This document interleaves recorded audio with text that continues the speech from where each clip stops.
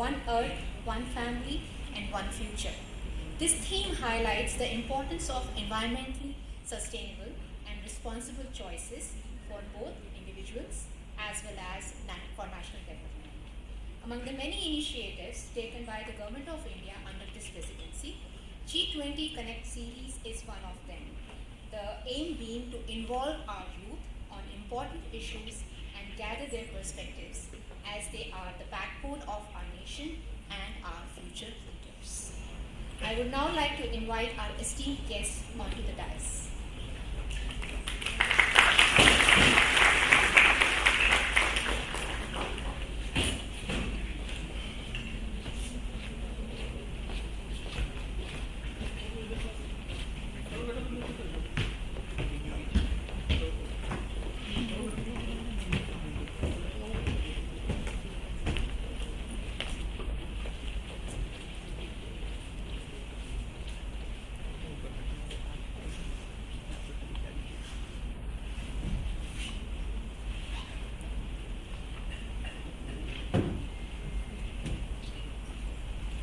Now I would request Dr. Behel to kindly extend a warm floral welcome to the Honorable Ambassador Navdeep Singh Suri, please.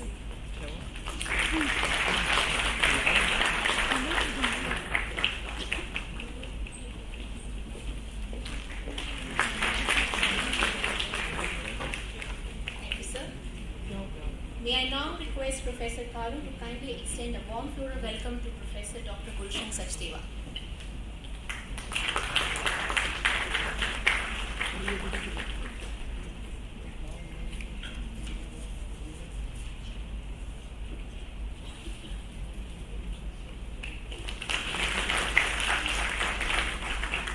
Thank you, sir. I would now request the audience to kindly stand for Shabad.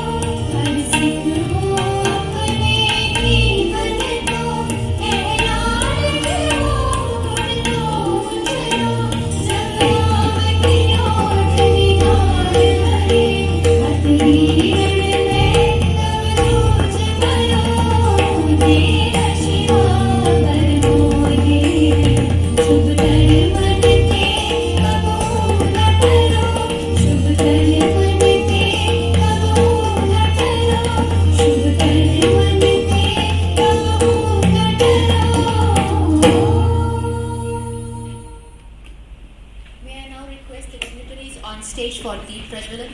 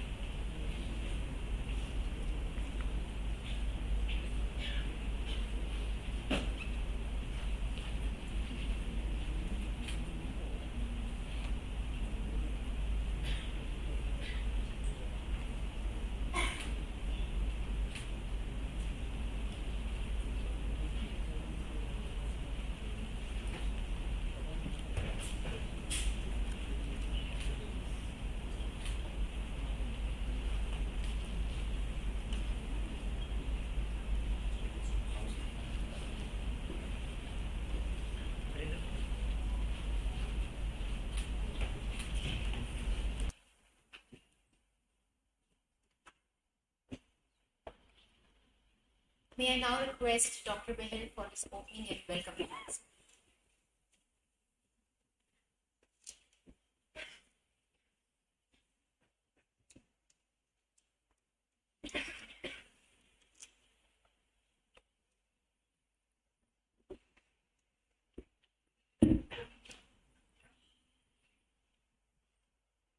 Thank you, Dr. Gagan.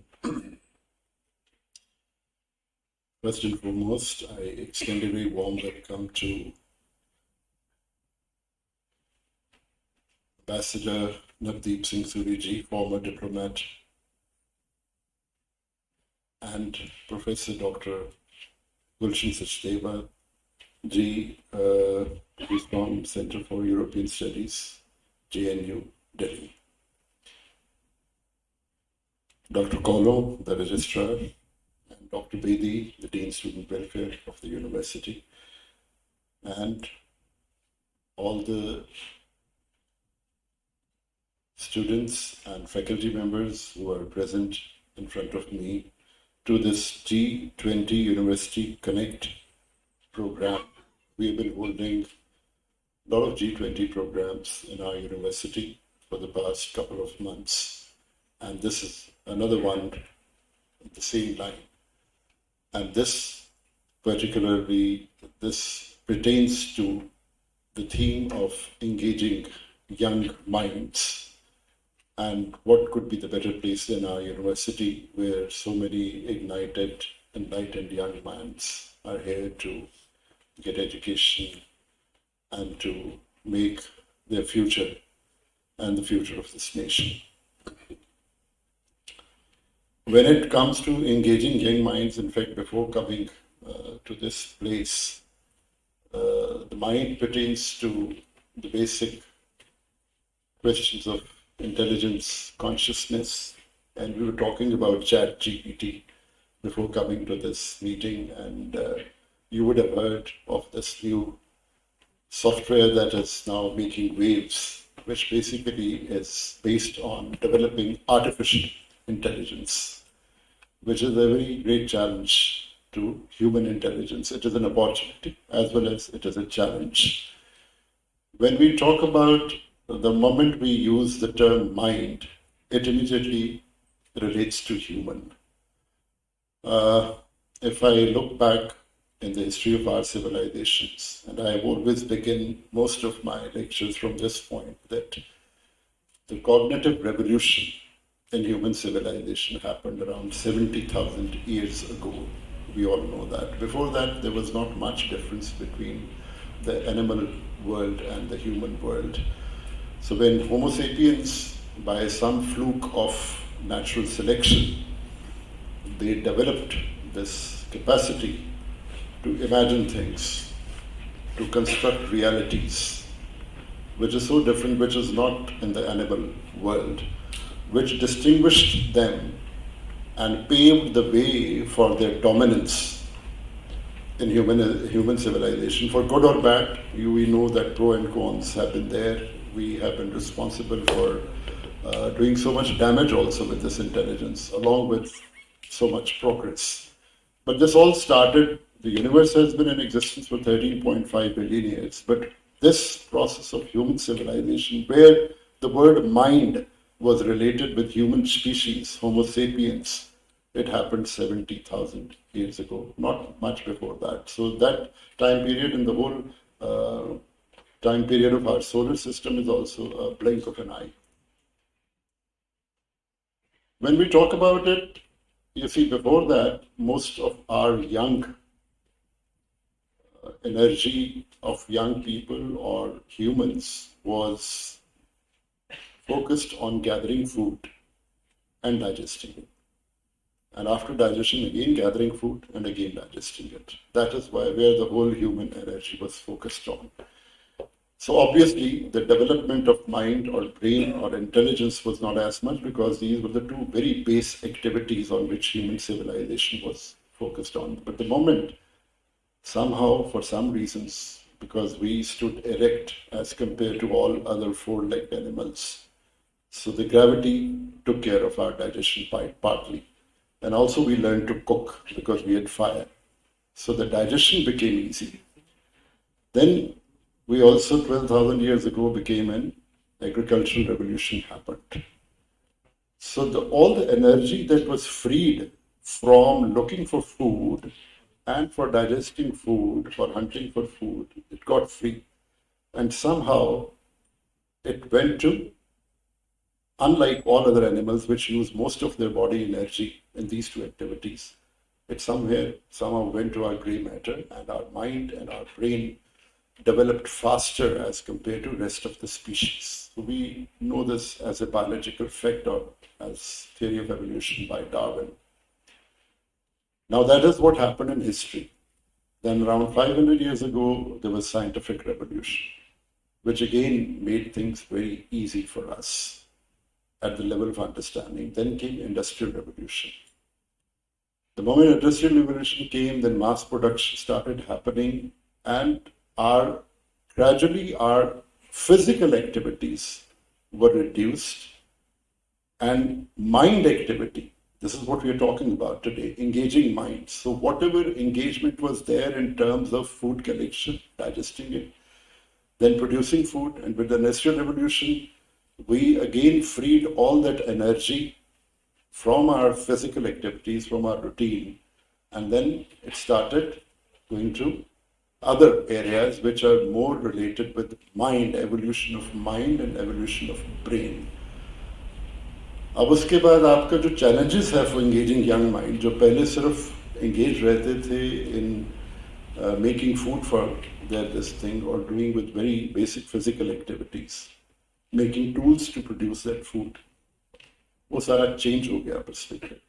तो ज़्यादा से ज़्यादा जो energy physical activities से निकलकर mind activities की तरफ आनी शुरू हो गई, और उसी तरह आपके चैलेंजेस चेंज हो गए. आपका जो जब एंगेजिंग माइंड्स की बात आती है तो साइंटिफिक रेवोल्यूशन के बाद, इंडस्ट्रियल रेवोल्यूशन के बाद आपका आ गया रिसेंटली इंफॉर्मेटिक्स रेवोल्यूशन. उससे पहले it was very easy to engage the minds when we were young. We were supposed to harness and store so much information in our minds. And the knowledge, the definition of knowledge was basically collecting information and using that information whenever you had a situation where that information could be applied. With informatics, with IT, all that engagement was also completely done away with. Now we didn't even have to retain information. It was available to us at the click of a button. Everything is available on Google. And as I started my lecture, that now ChatGPT is here, and then you tell that ChatGPT your requirement, and it can write a poem for you, it can write a story for you, a novel for you. How the shift, how difficult it is becoming day by day to engage young minds, because all the conventional activities, be they mental or physical, with which we used to engage minds, are no more, they are redundant now. They are no more the ones which would engage us. It has become very challenging for us as educators also. So what is the new knowledge? If it is not skill, as it used to be when we were hunters and agriculturists, and now it is not information, as it used to be when we were studying in schools. And now, what is the new knowledge, definition of new knowledge? It is not gathering information. It is not having a skill. It is now creativity, critical thinking, and the new knowledge is innovation. Because that is how you would survive in this modern world, in this post-modern world. Because all other engaging activities are being taken care of, and the more and more artificial intelligence would gain momentum, we will have to now challenge our realm of intelligence also, where we have to apply it. So this is the big game changer. And I think it is very challenging for us as parents, as educators, and also as students, for you to acknowledge this fact that down the line, in 5 years or 6 years or 7 years, you may become a lawyer but will not have a job, because AI is doing half of your job online. An architect like me will be out of profession because AI would be producing all kinds of nakshas and all kinds of designs. And we cannot beat AI at the game of information, because the kind of information that AI can gather, हम तो एक lifetime में 10, 15, 20 किताबें पढ़ लेंगे, but it has got all the information which is available in the world. So the solutions that are born out of information will be provided much better by AI than human intelligence. So where the human intelligence is to go? तो ये engage करने वाली एक बहुत बड़ी बात है, ये एक challenge है. I hope someone speaks on it, and it is not only when technology happens, it does not only affect the technical aspects of your or physical aspects of your, it also affects all other aspects, social aspects, your economic aspects. आपका value system क्या है? So value system will more and more become important and critical in the modern world. When everything is being taken over by AI, it is because AI can only understand the syntax of language, the structure. It doesn't, so far, has any claim over the meaning and the value system. It is devoid of that, good or bad. So that is where now the human intelligence, that how to harness artificial intelligence, that is where we have to engage our young minds. So please move your brains from gathering information, doing base physical activities, to the creative, critical, and innovative thinking. That is where the future lies. This is my bit that I wanted to say. There may be many other things that would be covered by our learned speakers who are here to tell you about these things. But I hope we all, as a society, as a nation, can come up to this challenge, and especially the leaders who are in education, can provide you those solutions or can give that orientation. I think we are outdated. The young teachers who are coming, so they need to change and reorient themselves into thinking that this conventional model of teaching and learning would not work in the new value system, new system of whatever we are going through. Thank you very much for inviting us here, and I hope this session is very, very useful to you. Thank you.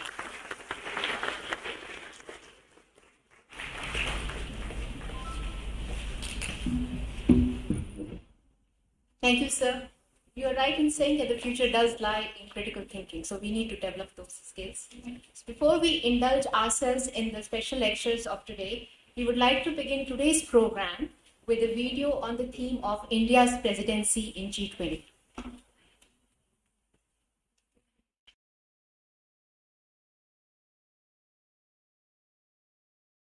Thinking, so we need to develop those skills. Before we indulge ourselves in the special lectures of today, we would like to begin today's program with a video on the theme of India and the world's largest democracy. As one of the oldest civilizations in the world with a rich cultural heritage and diversity, and as the 5th largest economy in the world, India is proud to assume the presidency of G20. As the country blooms into a new era, we look to another poignant symbol for humanity to emerge victorious from challenges. The lotus, the national flower of India, represents our history and culture and symbolizes spirituality, fruitfulness, wealth, and knowledge.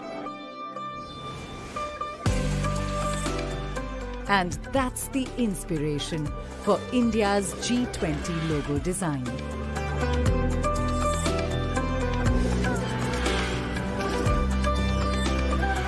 The design, rendered in saffron, white, green, and blue, is drawn from the national flag of India. The 7 petals in the logo signify the 7 seas and the coming together of 7 continents at G20 India 2023. Sitting above the lotus is a representation of the earth, reflecting India's pro-planet approach to life and seeing the world as one family. From this, we derive the theme for G20 India 2023. Vasudhaiva Kutumbakam, one earth, one family, one future. a theme that brings the G20's focus on shared global growth, while being in harmony with nature.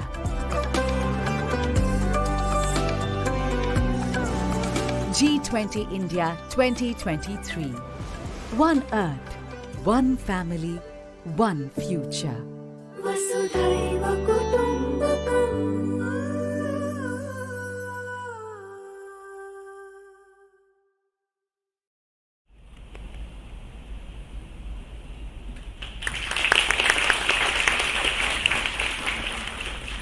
Without further ado, it gives me great pleasure to welcome Ambassador Navdeep Singh Suri for his special lecture.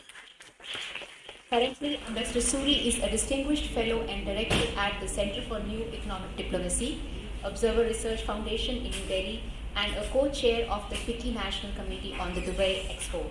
In addition, he advises several prestigious international organizations. Ambassador Suri, an alumni of GNDU, has an impressive career spanning 36 years in the Indian Foreign Service. He has served in India's diplomatic missions in Washington, D.C., London and Tanzania, and held key positions such as India's ambassador to Egypt and the UAE, High Commissioner to Australia, and Consul General in Johannesburg.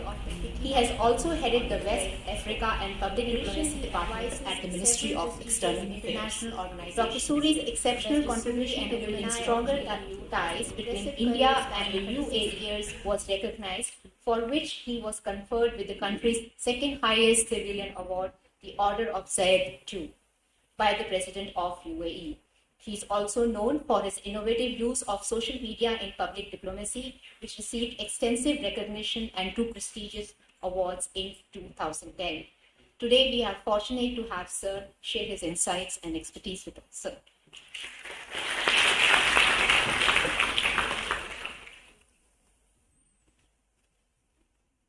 My dear friend, Professor Bahal, Professor Sachdeva, Professor Bedi, Professor Kalon, members of the faculty and dear friends.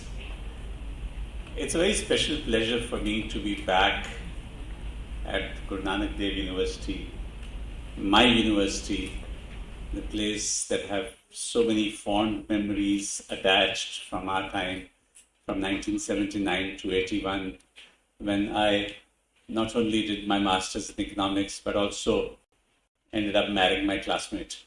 This is not advice for you. just a historical fact. But 40 years later, we are still together, which is probably a good thing. The university probably nurtures good values. But I did want to take off on the point that Professor Bahal left us with. Why are we here? Yes, the G20 is great. It is fantastic that India has the presidency of the G20 this year. We are delighted that two of the G20 events have taken place in Amritsar, the working groups on labor and on education.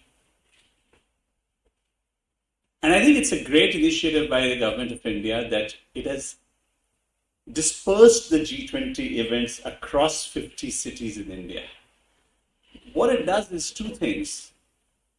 One, it showcases the diversity of India to all the delegates who are coming from the G20 countries, the international organizations, the special guest countries that we have invited.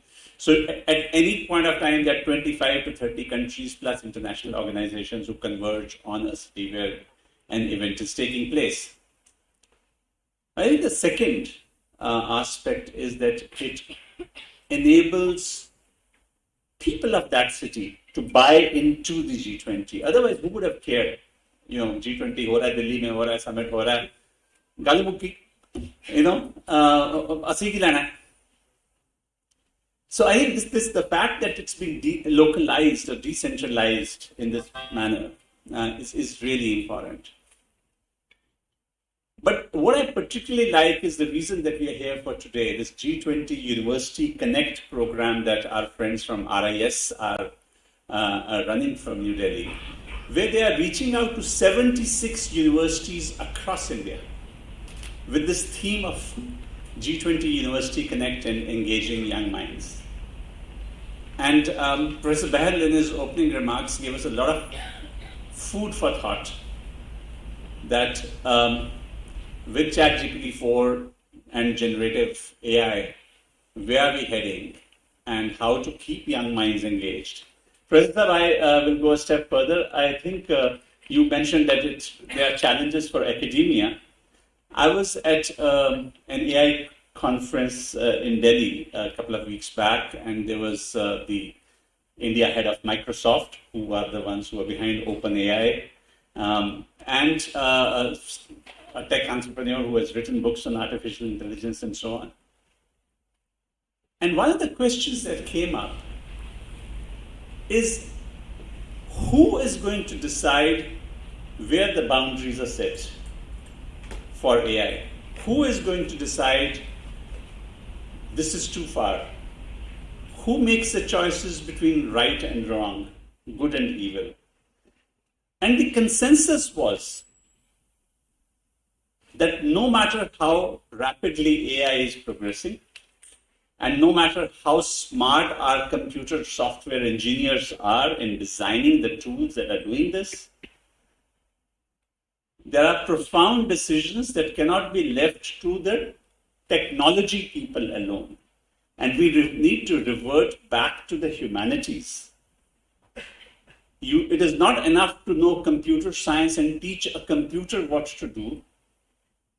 You need disciplines like ethics and philosophy, which go back to your principles of right and wrong, and good and evil, to make those informed choices that set the boundary conditions for artificial intelligence.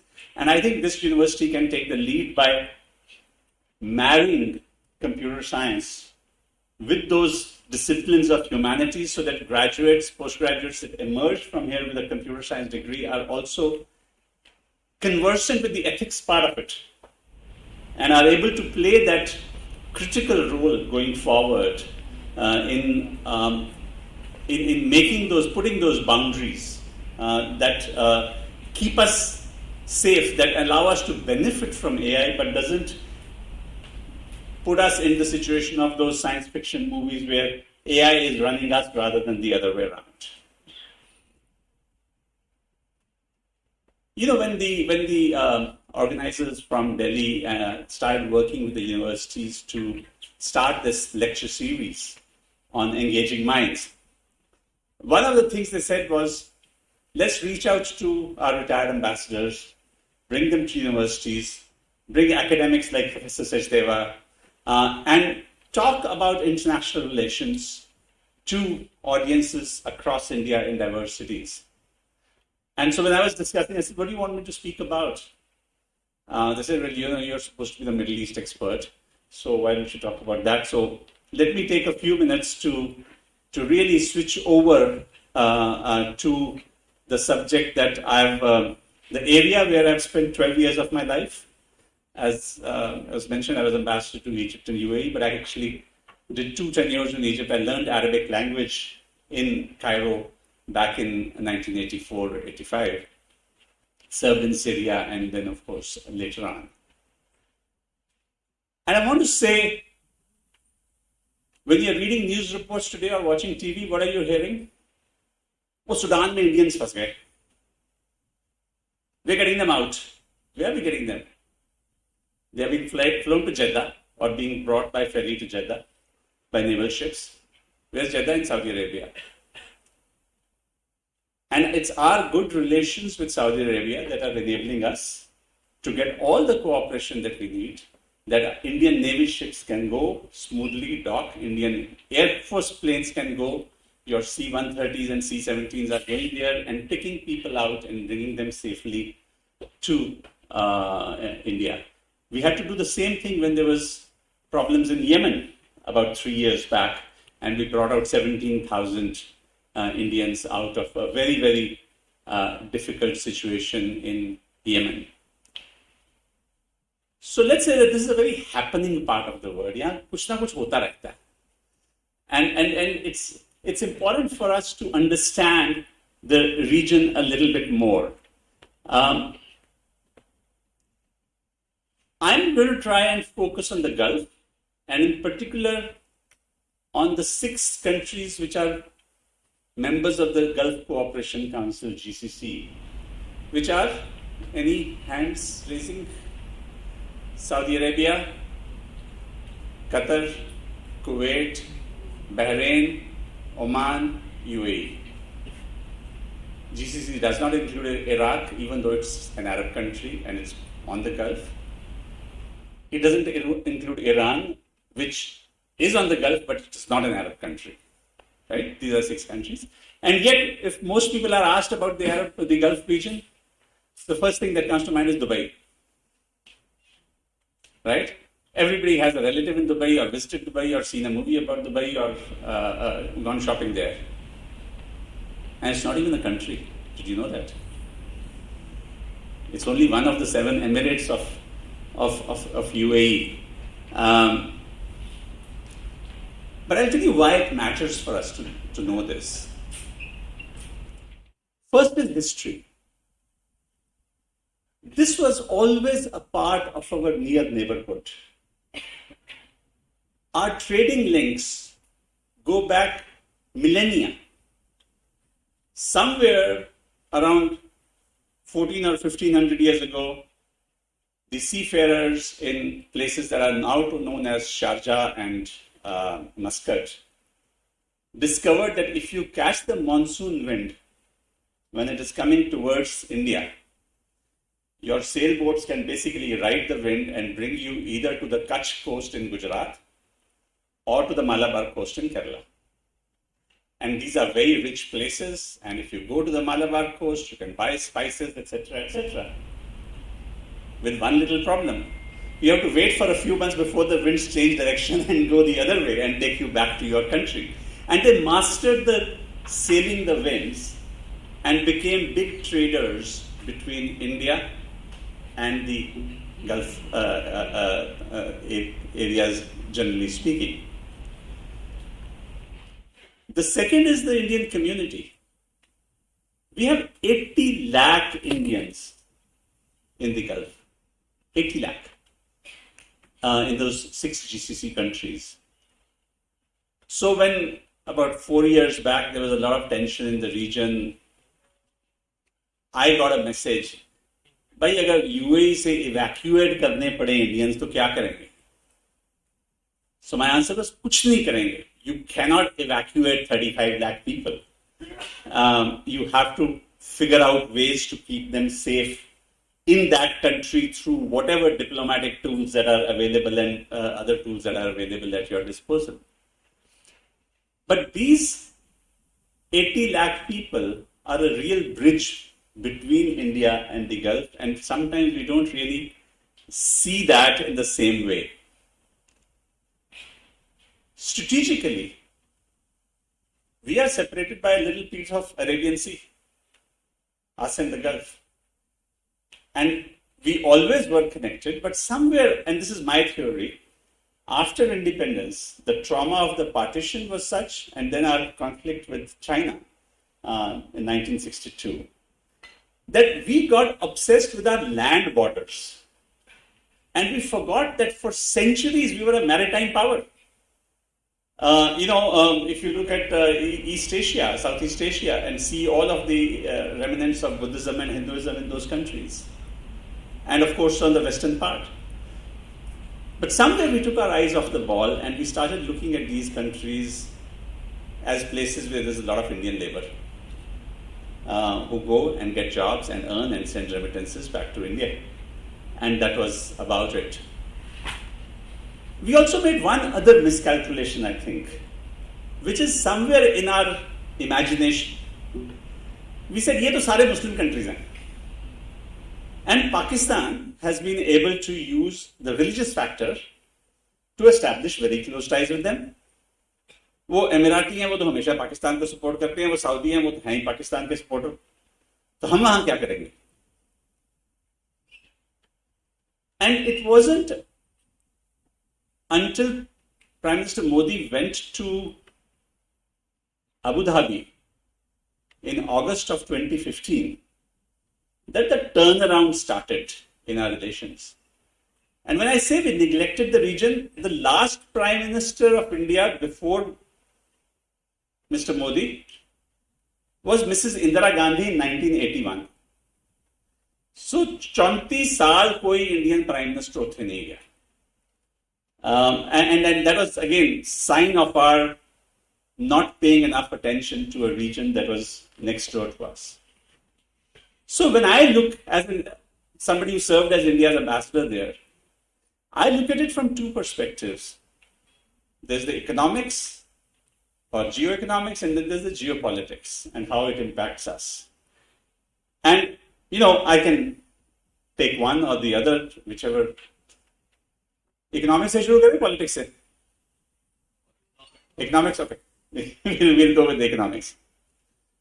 So let me say UAE, and this is going to be counterintuitive. UAE is India's third largest trading partner. Our trade last year was $80 billion,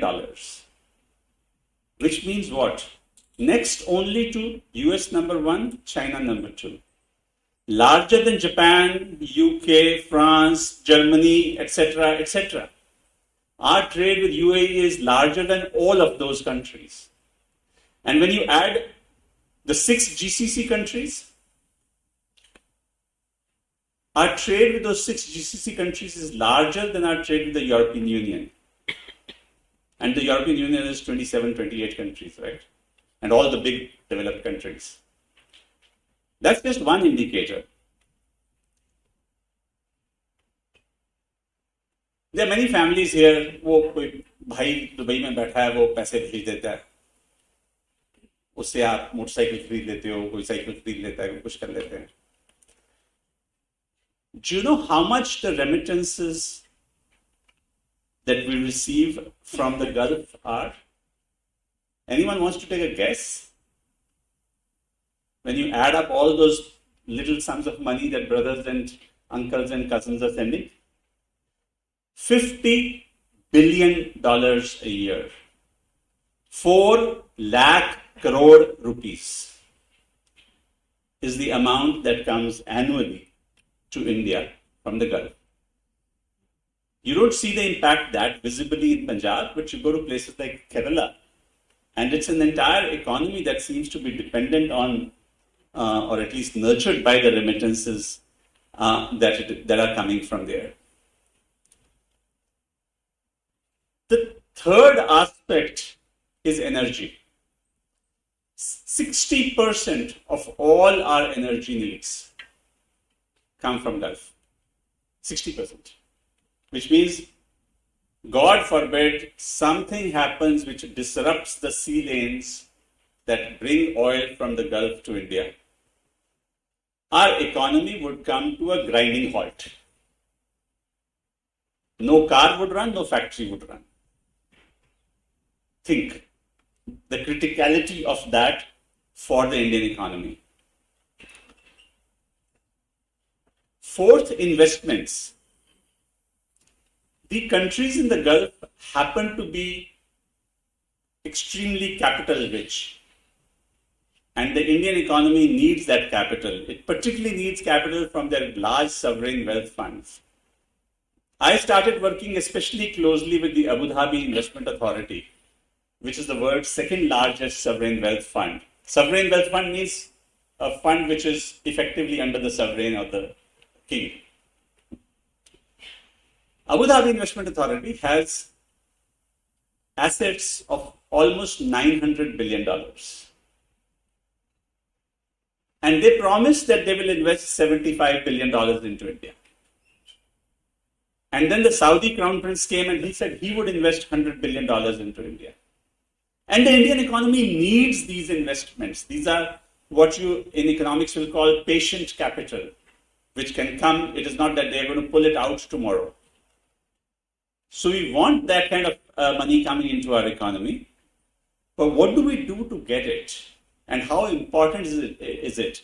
An argument that I used to make to my friends in Dubai is, we know that the Chinese economy grew because Hong Kong was the gateway of capital for China.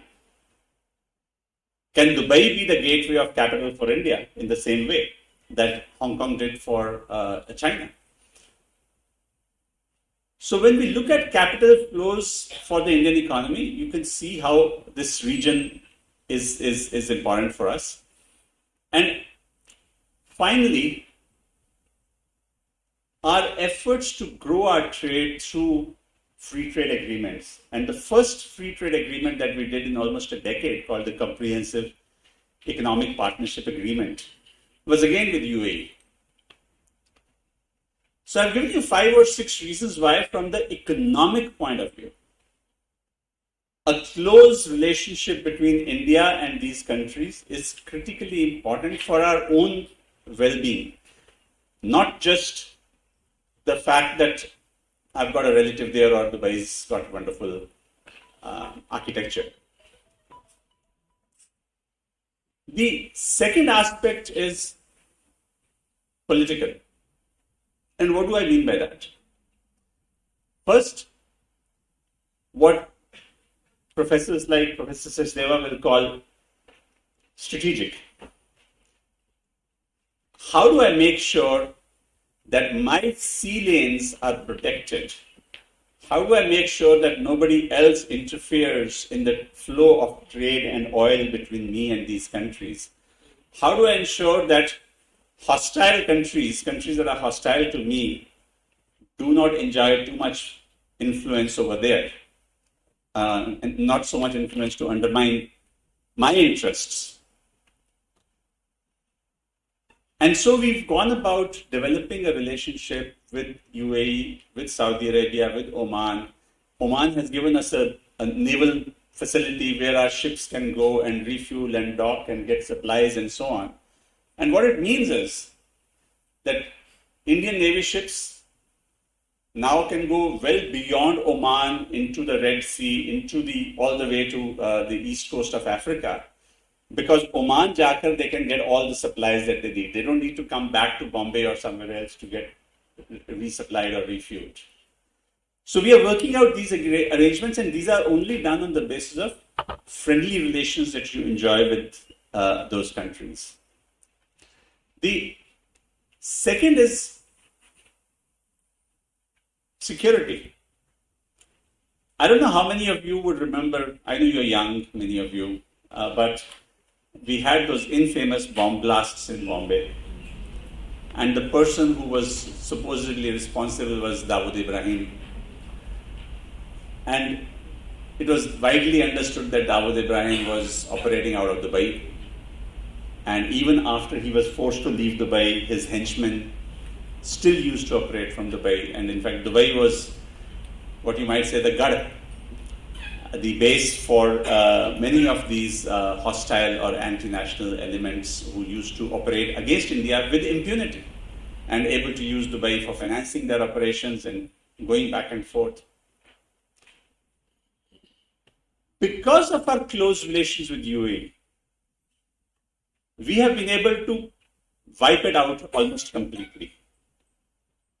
One of the right-hand men of Dawood Ibrahim was a guy called Farooq Takla, almost as Takla as me, more. We could catch him, put him on a plane, and bring him back to face justice in India with the active support of the Emirati authorities because of the security cooperation we enjoy.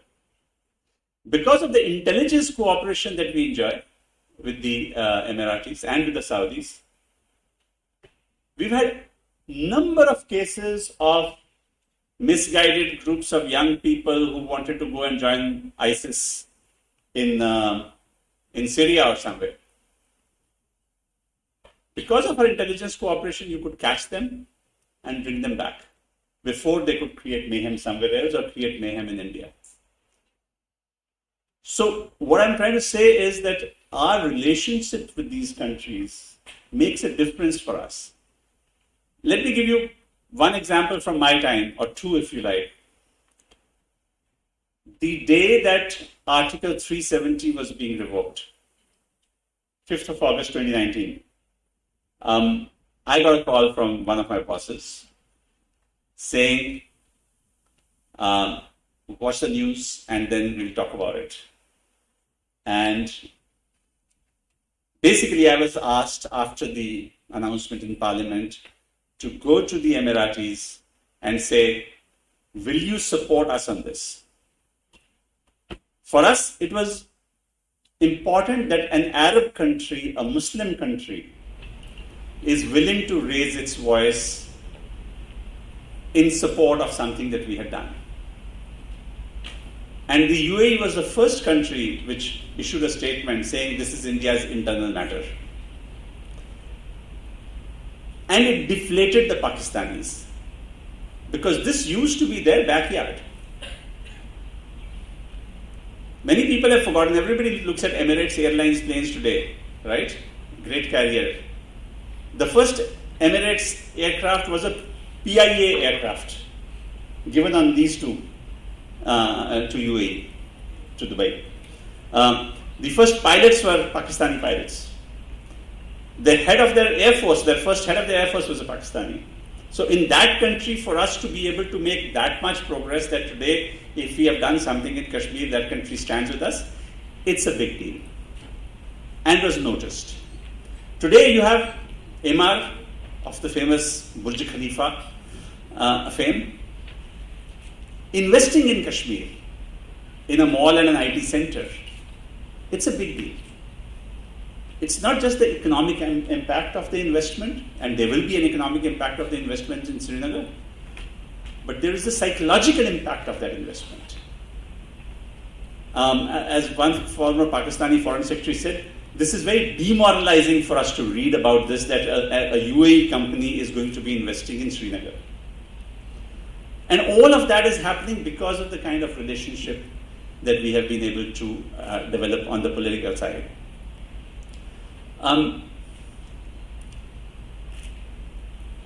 For me, one of the really high points was when the foreign minister of UAE, he was going to host, jaise we are hosting the G-20 this year.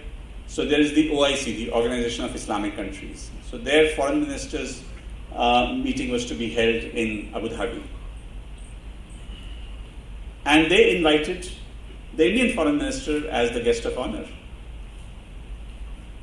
And they coordinated very closely with us. And they didn't let a word get out until the announcement was made that on the 1st of March 2019, the guest of honor is going to be the Indian foreign minister, Mrs. Sushma Swaraj. And the Pakistanis were traumatized. They threw tantrums. Imran Khan said, "Hum walk out kar denge, hum ye kar denge, boycott kar denge OIC ko." The Emiratis held firm. And so on the 1st of March at 10 o'clock in the morning, when the conference opened, you had Mrs. Sushma Swaraj, an Indian woman, on the dais, and you had the Pakistani seat which was vacant because they had refused to give in to the blackmail tactics. And I'm giving you that as an example, again, of how in international politics, the relationship that is forged between two countries at a political level can help you in achieving your objectives in multiple ways. I'll give you one last anecdote before I finish, unless we have more time.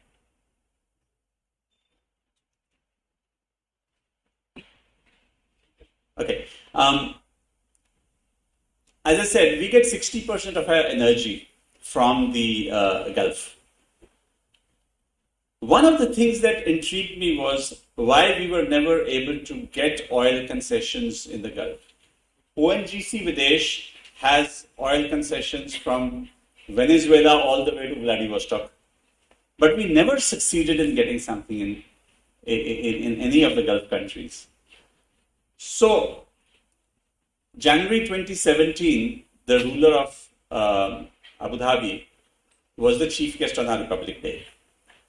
And in the large agreements that were signed, one of the agreements was on energy sector cooperation. So as soon as the agreement was done and we went back to Abu Dhabi, I went to their oil company people and I said, भाई देखो agreement तो हो गया, अब बताइए कि how do we go next? आपके you are going to be auctioning, putting out the next round of bids for your petroleum fields. How does an Indian company get one? So this guy, he was a veteran of the oil industry. He said, जी वो तो ठीक है कि हो गया आपका agreement, but मिलेगा नहीं आपको. And I said, but why? This is an agreement at the highest level between the ruler and the prime minister. I said, because I've been working with your people for 30 years. Your systems will not allow you to do it. We have very tight time frame. You will not give us a bid in time. And your people still think that I should get a return, internal rate of return of 13 or 14%. You won't get that in UAE because, as Economics 101 says, there's a correlation between risk and return. So if you are investing in a risky place like Venezuela or Nigeria, you expect a higher return. But if you're investing in a safe country like UAE, where there's no currency risk because the currency's dirham is tied to the US dollar, then you should expect your lower rate of return. So they said, हम तो high single digit से ऊपर आपको नहीं देंगे, and your people don't accept it. So as ambassador, I started to work with our colleagues in the Ministry of Petroleum and in Prime Minister's office to say, how do we fix this? So one was the Petroleum Ministry got the three, Indian Oil, ONGC and HPCL together, and they said, yes, there is, what you say is valid. It is less risky to invest in UAE than it is in Nigeria. So yes, we are willing to bring down our rate of return because IR expected, because also interest rates were so low at that time. So पहला हो गया. दूसरा was any investment, and this meant an investment of about $600 million. Any investment above a certain limit has to go to the Cabinet Committee on Economic Affairs. And that is a very time-consuming process. And my Emirati friend at ADNOC knew that we will not meet those timelines. So we thought, let's get creative. And we split up the 600 million amongst the three big oil companies into 200 million each so that it falls within their financial powers as Navratnas to be able to put a bid in time. So when we eventually got that bid, all I want to say is that it became a template for us on how to bid for oil concessions in the Middle East so that it strengthens our energy security going forward. So that's a few of the economic and political considerations that are imperative for us to understand. I will just leave you with 2 or 3 large trends that you are witnessing in the region, and so that next time you read about it, you can say, yes, this is worth paying attention to. One is, everybody thinks Trump was an idiot, but there was one interesting thing that he did, the Abraham Accords, which established peace between Israel and diplomatic ties between Israel and UAE, Israel and Bahrain, Israel and Sudan. And that has created enormous changes in the region. It has created real flux in the region, and it has created opportunities for us as India. Because Israel and UAE are our 2 closest friends in the Middle East. And when 2 closest friends start talking to each other, one of the outcomes is a new grouping called I2U2, India, Israel, UAE, US. 4 diverse countries getting together for common objectives. So when you start reading about these things, you will see where this is coming from. The second is the geopolitics of the region is really being reordered. You've just read about the Saudi-Iran agreement. These are 2 countries, and they finally decided that we will establish diplomatic relations with each other. So you're seeing something of a thaw taking place in the region. Turkey, which was very much opposed to some of the other countries, is now at peace with Saudi Arabia. Saudi is trying to make peace with Iran. So again, the changes that are taking place in this region, and we need to understand this because it's next door to us. जो गुआंढी देखा अच्छा हो जाएगा ना पता होना चाहिए माड़ा मोटा की हो रहा है. So I think it's I'll just end with one last thought for you. Be curious. Be interested. We live in a globalized world. What matters somewhere else can hit us and we won't even know about it. A war in Ukraine can affect food security somewhere else. A pandemic called COVID can disrupt lives everywhere else. So make that extra effort. Doesn't matter which subject you are pursuing. Make that extra effort to be curious about the world around you. And I think you will find that it adds to your success going forward. Thank you very much.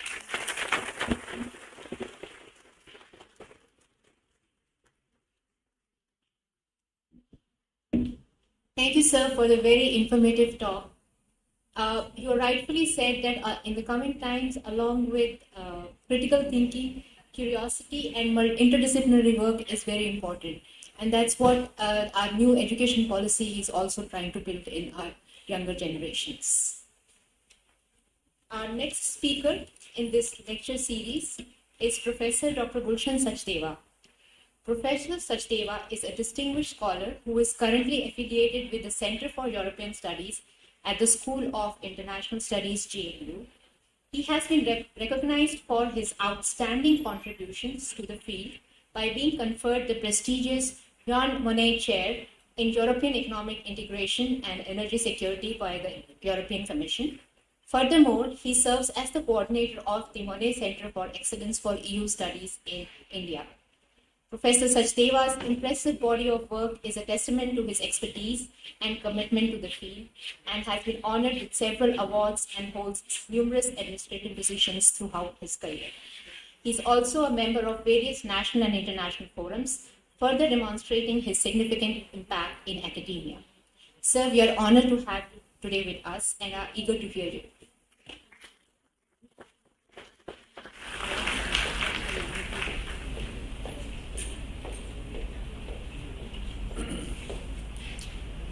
Thank you, ma'am, for kind introduction. Ambassador Suri, Professor Bahal, Professor Kalo, and Professor Bedi, faculty members from the university, and my dear students. At the outset, let me first thank both Guru Nanak Dev University and also the RIS for inviting me to this particular program on engaging young minds about G20. It's always a pleasure to visit Punjab. I'm not from Amritsar like Ambassador Suri, but I was also born and brought up in Punjab. And first 20 years of my life I spent in Bathinda. And after that, of course, I went to Europe and then last more than 25 years teaching in JNU.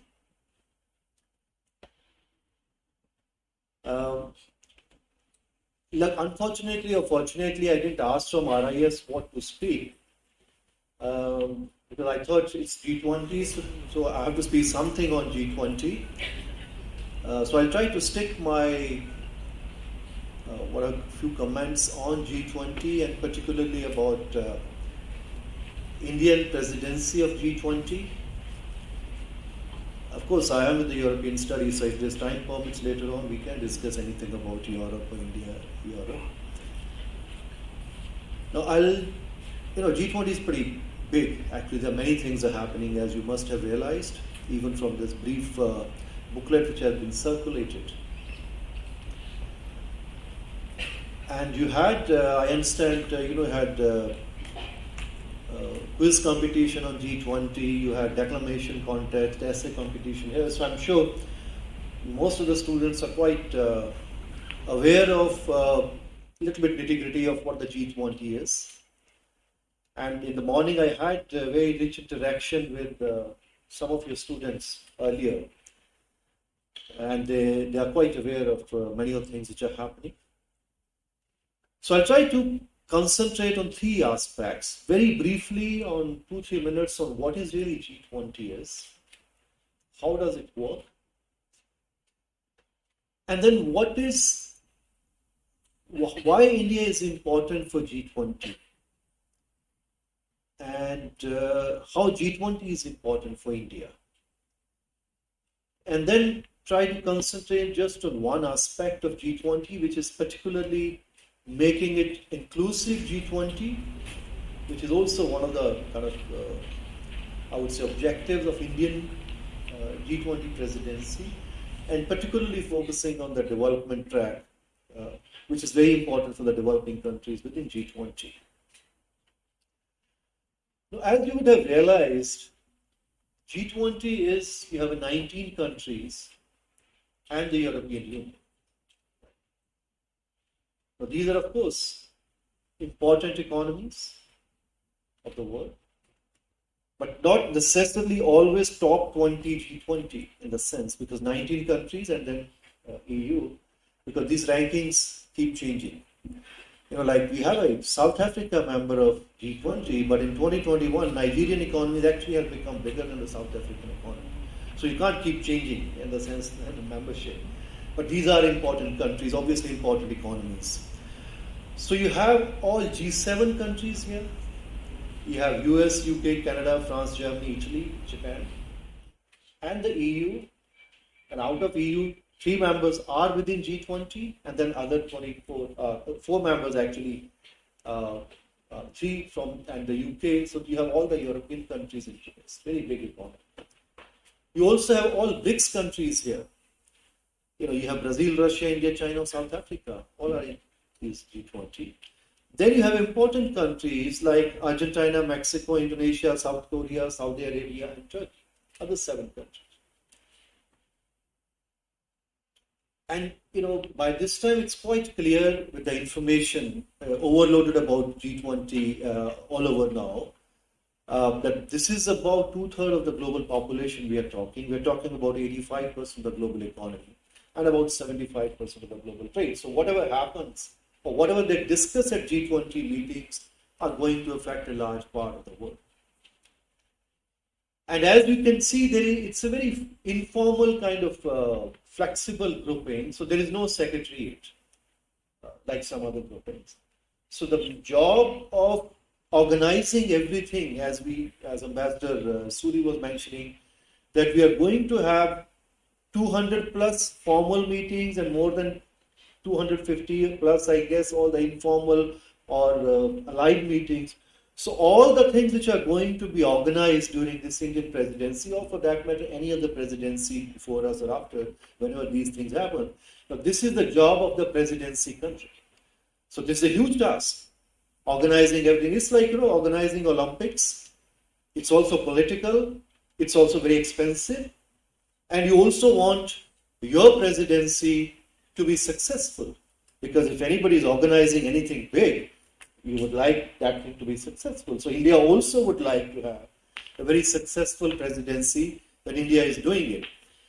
And since this is very flexible, what you have is, even this presidency is also a rotating presidency. It's also in a very flexible way, because within the way it rotates, you have 5 groupings within this G20. You have one grouping of the Asian countries, which is basically China, Japan, Korea, Indonesia. And then you have a Latin American countries grouping, where you have Brazil, Argentina, Mexico, etc. And then you have the European countries into one grouping. And the grouping in which India is, it's very interesting, because we have India, Russia, South Africa, and Turkey. So there are 3 groupings which are kind of regional groupings, and 2 where the US, Canada, Saudi Arabia. So again, and within that, presidency comes to one group, rotation-wise kind of. You can again negotiate there as well. And within that, then again the countries will have to decide. And again, it's very flexible. Like India wanted earlier in 2018, presidency, somehow Argentina prevailed that we would like to have. And then we have now in 2023, but earlier actually we were getting 2 years back, but then we placed with others. So it means this very flexible kind of arrangement within G20 we have. Now, from the very beginning, the focus is really on the financial and economic matters. I mean, that's what the crux of the G20 is, because it was set up at that time when you had the financial crisis in Asia. And then later on, after when it was kind of upgraded after 2007-8 when at the head of the state level, then it was designated as a premium forum for international economic cooperation. It means this is the premium forum, and India really welcomed this, because what we really realized, because it was clearly realized, even the establishment of the G20 itself was a recognition that the global problems cannot be resolved only by the developed countries. So it means here you already have a G7 grouping. So it means if they could resolve the problems of the world at that level, there was no need for them to really have another forum of G20 where you bring countries from the many other emerging markets and developing countries. So it means, and India always had been saying that the global governance system which had been set up after the Second World War does not reflect the realities of today's world. So obviously it means, since they can't really resolve many of the issues either at the institution like IMF, World Bank, or with the G7, so you have something, a new body, where you bring different countries to discuss specifically economic issues. Now, presidency country, as we know, can also invite many guests. As you can see that we have invited many of them, depending on your own priorities. But some of the countries keep figuring again and again, like Spain and the Netherlands, because the Europeans, as always dominate many of these global institutions. So some of them, the EU itself is a part, other 3-4 members are there. Spain and Netherlands are important countries, so they're normally you will find always as a guest country in most of the presidency countries. And then you have all the Sherpa track, you have your finance track, and within that so many working groups, and then you have so many engagement groups. You have, as it's listed in here itself, you have Civil 20, you have a Labor 20, you have Parliament, Science, Startup, Urban. So it means all these meetings are taking place of different engagement groups, different working groups throughout the year that will be taking place now in India in different cities. And every country, as you saw this particular video initially, you also have your own theme, your own logo, and your own priority areas. So India, as we have realized, the theme is this Vasudhaiva Kutumbakam, one earth, one family, one future, and then there is also spotlight, particularly the life for environment. Now, agenda, as you see, initially just on the financial and other matters, but now, of course, it has moved to trade, sustainability, development, health, agriculture, energy, environment, climate change, corruption, etc. So it means much larger. But what is really happening now? One, because when we actually thought that, in 2023, when India is going to assume the presidency of G20, more or less the pandemic would have been over, and then we would be looking towards very post-pandemic robust growth in the global economy, and then India can kind of lead, India can push a new agenda for the global growth. But what we have by the time we got this presidency, there are serious geopolitical tensions happening in the world. And this is mainly because of the Ukraine war, and also earlier you also have the US-China tensions. So as a result, as you must have realized by now, that the most of the discussions are also very much dominated by this particular the Ukraine war and geopolitical tensions. Now, which is really a problematic thing for India, because as I said, every presidency country would like to be very successful presidency. You would like all consensus on major issues. You can put certain agendas.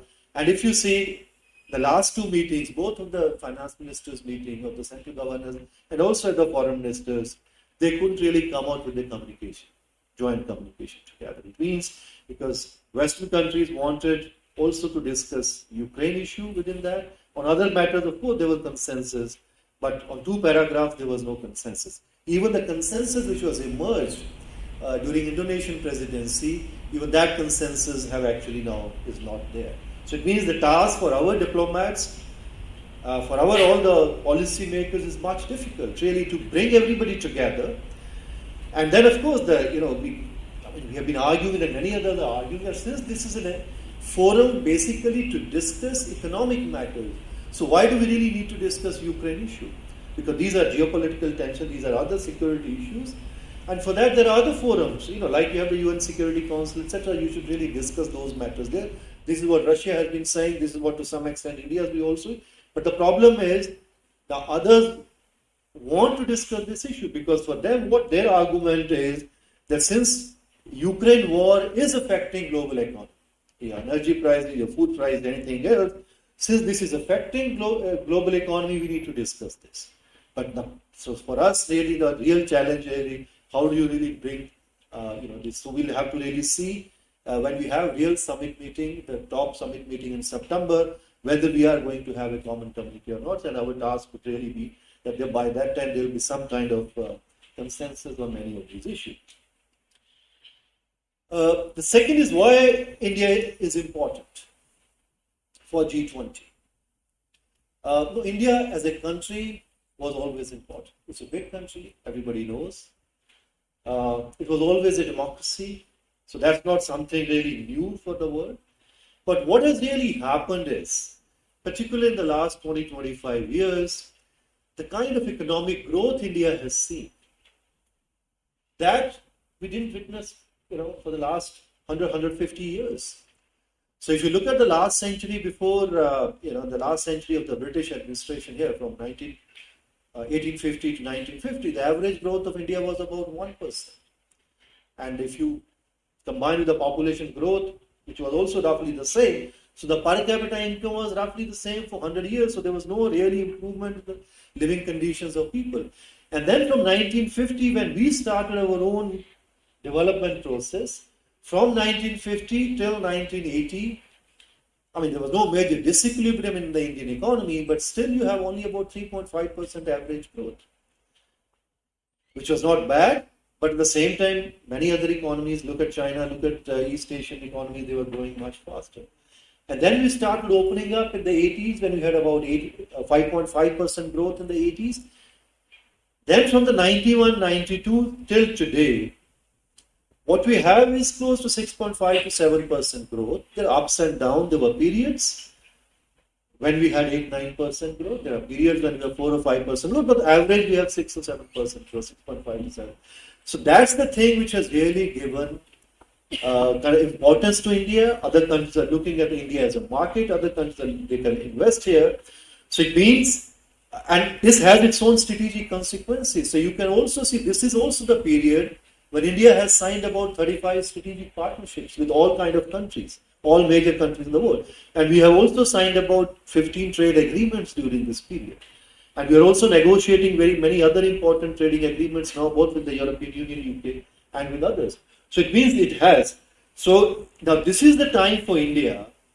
Now India is important, so India can share its story to the world, saying that there are a lot of opportunities, these are the development new initiatives we have taken, and we can actually use this forum. Because everybody, all important policy makers from the world would be here, so you can actually tell your own story, what exactly you have been doing. At the same time, India is also important for them, not just only for the market, etc., investment which is there. If you look at what are the major challenges today we have, we are going to achieve 2030 Sustainable Development Goals. All the targets we have been set. Unless India achieve reasonable growth and reduction in poverty, the world is not going to get those Sustainable Development Goals. Like when you had the Millennium Development Goals earlier, it was the Chinese economy, the growth of the Chinese economy or removal of poverty in China, etc., and many things which we were able to achieve a lot of actually targets under the MDGs. But SDGs, India is very, very important for the world itself. Look at all the climate change. Look at all the green transition issues. Unless India moves forward world is not going to achieve. And all those issues are very much part of the G20 agenda in different ways. So it means for us it's important to showcase India through G20. At the same time, G20 also looks at India that we cannot move in the world without India. Now, the third thing which I would like to focus the next few minutes would be that one of the major agenda, and of course, as we have seen, there are so many issues which are going to be discussed, and there are geopolitical tensions, etc. India, one of the main objectives India we have really focused here is, one is making it inclusive G20 and also bringing the development issues, because many of the countries from the developing world, of course, some of the major developing countries are here, but large number of developing countries are not there on the table. So this is also the responsibility and obligation for India to bring their issues of the South, also to the G20 agenda. So when India assumed the presidency, what Prime Minister said in his first address, that Indian presidency is going to be inclusive, ambitious, action-oriented, and decisive. Now these are the kind of words which have been coined, by ways systematically written by a person like Ambassador Suri and others, those are doing. So that every word has a meaning. Means inclusive, decisive, ambitious, and action-oriented. And then while taking over the presidency, again Prime Minister, what he said, that our priorities will be shaped in consultation with not just G20 partners, but also with our fellow travelers in the global South. So it means from the very beginning, there is a very conscious decision to bring issues of the global South and also consult. And then he also argued that India's experience, then of course the selling the India story, to the G20 and also to developing countries, we shall present India's experience, learnings and models as possible templates for others, particularly for the developing world. So it means through this G20, we are trying to cover many things.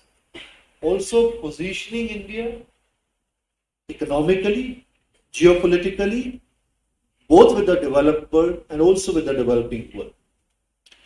And in the last few years, last few months, what you can see that, these are the kind of attempts India has made, both at the national level and also at the international level, to make it more inclusive.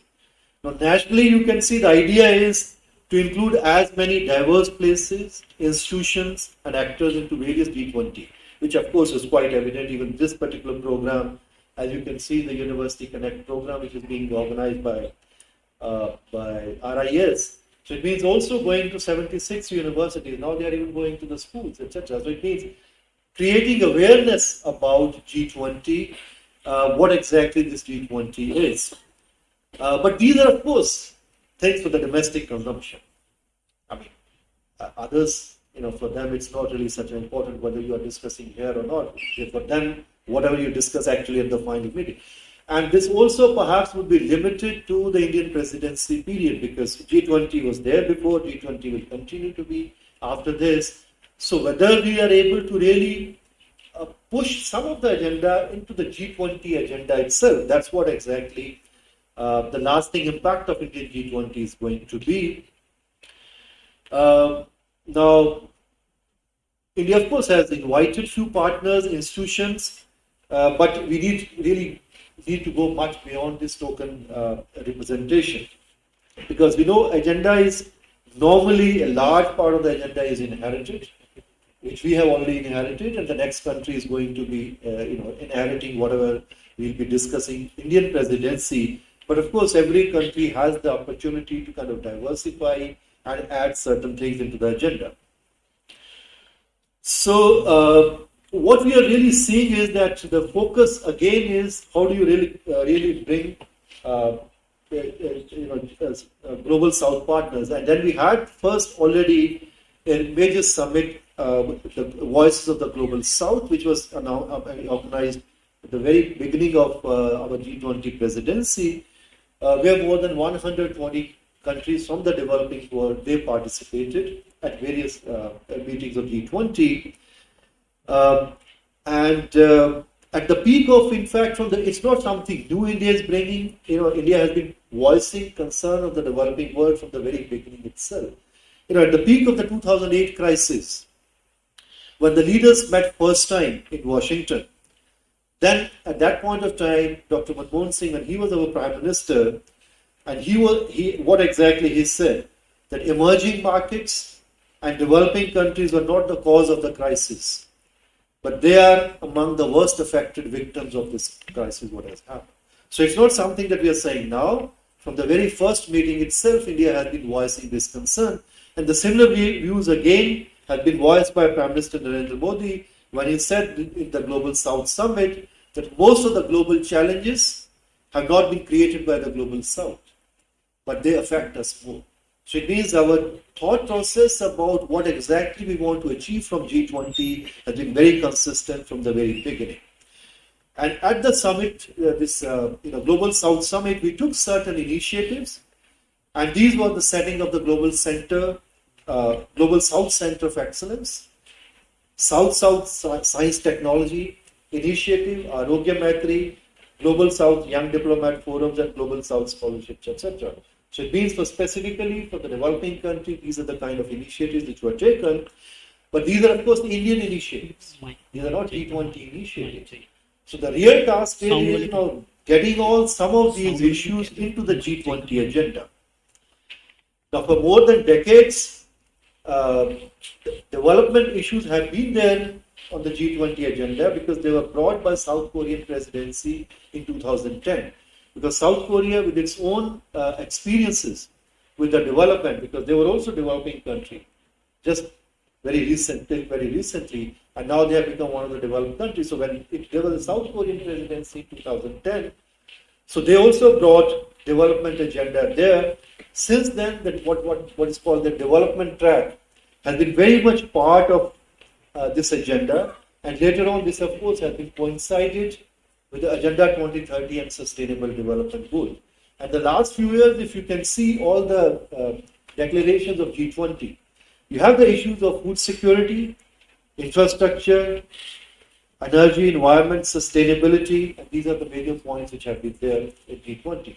In fact, in the Hamburg summit itself, Prime Minister Modi, he mentioned that the G20 nations must walk the talk to facilitate financial and technical inclusion of Africa. Now, the post-pandemic and post-Ukraine world, I think Indian presidency has now really the responsibility to put certain things, making it a big development track within G20. And this narrative, which India has to really build, has to include some of the elements of the SDGs, green transition, global inequality, reforms in the global economic governance. And it could also present a new form of, the whole OECD-led development architecture and also South-South cooperation, how these two, how their countries, because India has also become a very important country to provide development assistance to other countries, but we work mainly within the South-South cooperation, and then there are all the developed countries also provide within the OECD. There are already the discussions, and there are already many projects where the triangular cooperation is happening, where you have one partner from the south, one partner from the north. They're actually putting development projects in the third countries. So it means things are happening, but now we can also perhaps within G20, Indian G20 presidency, we can perhaps propose certain new kinds of global development architecture as well.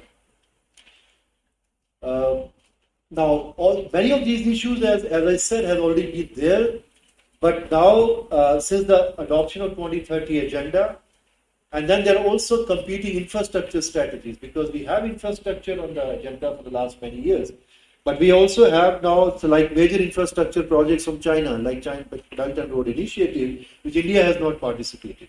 So there are again, even the geopolitical kind of competition is also affecting many of those major infrastructure projects. So we have to really how do you really make it more sustainable infrastructure in the developing world? At the Global South Summit, what actually made Indian policymaker talked about global South-centric model of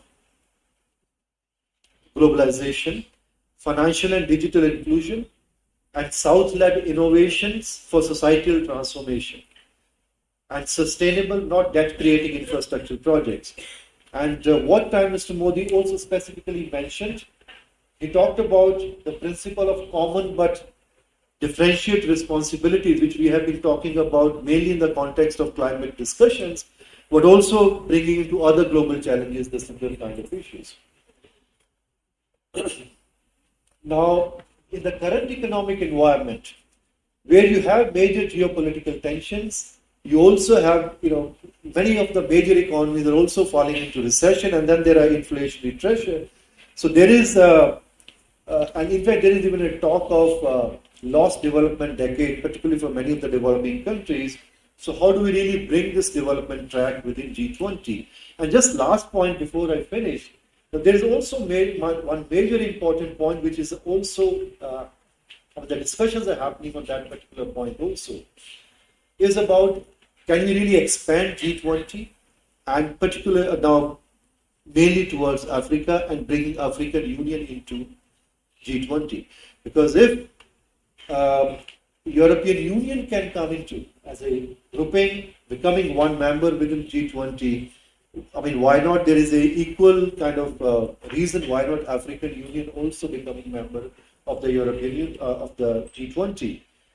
I mean, they have been invited in most of the meetings as a kind of a guest or observer kind of members there. But what we really need is the discussions are happening there, because if you have 1.4 billion population of more than 54 countries in Africa, and only one country at the moment is represented in G20, which is South Africa. And 1.4 billion population of Africa is equivalent to what you can say equivalent to China or India. And at the moment, 96% of African population is out of G20. So if we really want to make it inclusive G20, how can we really not include a large part of African continent into G20? So it means now if you have African Union also within G20, so roughly about 80% of the global economy would be represented within G20 itself. And in fact, if you look at today's major problems, these problems related to debt restructuring, climate change, pandemics, security issues, now all those issues, Africa is very much affected. So it means there are serious arguments many people are making, and this is also another opportunity for India to bring African Union into this. Because if India is not able to push African Union this year, and then you have another two presidencies, Brazil and South Africa, and if later on they are able to bring, then it means we would kind of miss that opportunity to bring Africa into G20. But if we push certain things, then they are definitely going to follow this particular trend. So it means, so if really we want to make it inclusive G20, so many of those initiatives which perhaps I have listed it out, and this is the major task. But of course, the most important task, apart from other things, to have a very successful G20 this year, and for that, I think we are hoping that we will be able to have some kind of common communique when all the leaders meet in September in Delhi for the final communique. Because if you are not able to do that, I mean, it's not that it is the end of the world, but still that perhaps is also a very important milestone for successful G20. Thank you very much.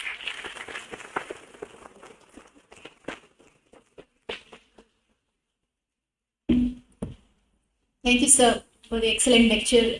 It really helped us understand what G20 presidency entails, what is the inner workings, and how India is going to make an important mark in deciding some of the global policy decisions. With this, the floor is open for questions.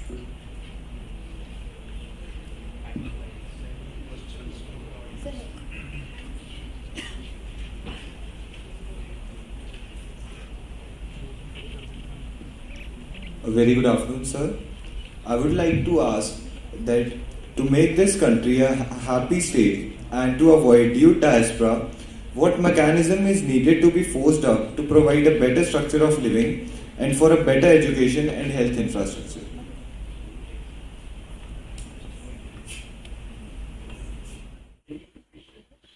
Sure, sir. So I would like to ask that to make this country a happy state and to avoid youth diaspora, what mechanism is needed to be forced up to provide a better structure of living and for a better education and health infrastructure? I think your question is really valid for Punjab itself. It breaks my heart when I go across Ranjit Avenue and every shop seems to be trying to send you overseas. It's IELTS or it's immigration or it's, the aspiration of youth, at least as seen from those billboards, is to somehow do an exam and go overseas. I think the challenge really is lies at home. Partly, and I'm sure there are other more learned people than me. I've spent my 36 years overseas, so I'm probably less qualified. But as a Punjabi, as somebody from Amritsar, I really feel that yes, we lost a decade in the 80s and 90s to terrorism. But the deindustrialization, the flight of capital, the flight of talent that took place from Punjab during that period has had a lasting impact. And we haven't helped ourselves. We are too set in our ways to, if it's farming, we seem to do the same thing over and over, even if it doesn't make sense. If it's industry, the kind of obstacles that we face. I've spoken with businessmen. There have been committees appointed to see how you can revive industrial growth in Punjab, how can you create jobs in Punjab. And really, it needs a lot of fresh thinking.